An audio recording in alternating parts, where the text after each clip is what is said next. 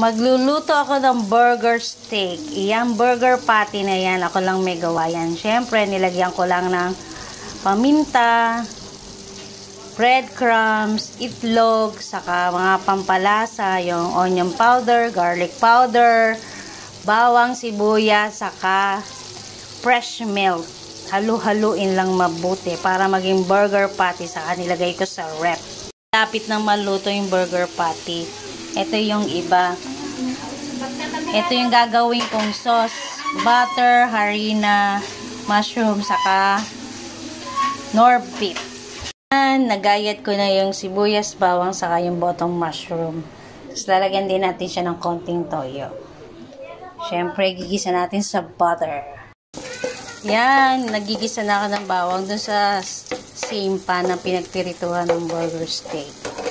Tapos, syempre, ilagay na natin yung sibuyas at bottom mushroom.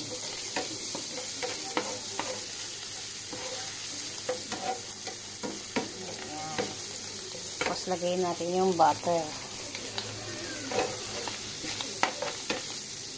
Harina. Pwede na to, 2 kutsara. Tutuin lang natin. Tapos, lalagyan natin ng tubig. Ayan, luto na yung harina.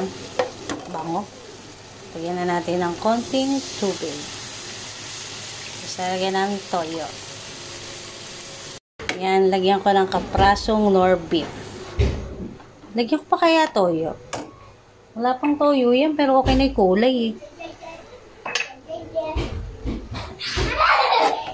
Lagyan ko ng butter para mas malasa. Tapos konting toyo.